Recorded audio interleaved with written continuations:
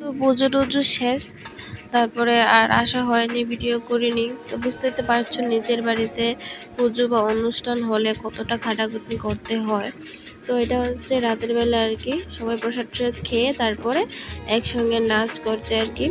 তো আমি বসেই রয়েছিলাম, কারণ আমার নাচ করতে একদম ভালো লাগে না। আর সত্য কথা বলতে গেলে আমি নাচ করতে পারিও না। তো গানটার দিলাম না, কপিরাইট আসবে বলে, তো গানটা মিউট করে দিলাম।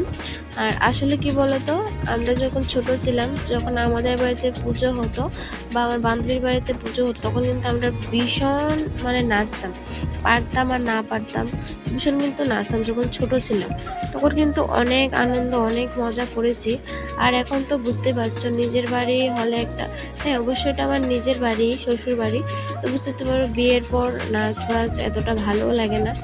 আর তখন একটা তো বাড়ির বউ, তো বুঝতে পারছো কত রকম কি।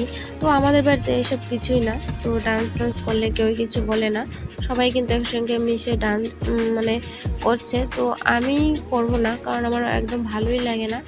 তো কেন জানি না। তো মানে কি বলবো আর কি।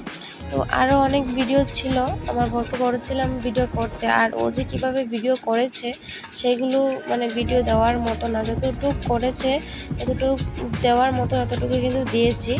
আর আমি একদম ভিডিও করতে পারিনি, কারণ পুজোর কাজে ব্যস্ত ছিলাম, তো সেই জন্য আর কি।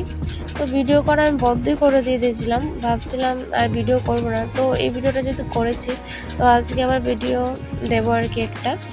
তো সেই জন্য ভাবলাম না ভিডিওটা দেই। তো কেন জানি না ভালো লাগে না। তো যখন বাড়িতে যাব তখন সুন্দর সুন্দর ভিডিও দেওয়ার চেষ্টা করব। এখন বাড়িতে কি দেখাবো আর কি করব, তো সেই জন্য ভিডিও করা একটু অফ রেখেছিলাম। তারপরে এই ভিডিওটা, তো ইচ্ছে করছিল ভিডিওটা দিতে, তো সেই জন্য আর কি তোমাদেরকে দিলাম, ভাবলাম একটু শেয়ার করি। আর ওর নাচ দেখে আমার ভীষণ হাসি পাচ্ছে। তো গাইস, আজকে ভিডিওটা এই পর্যন্তই।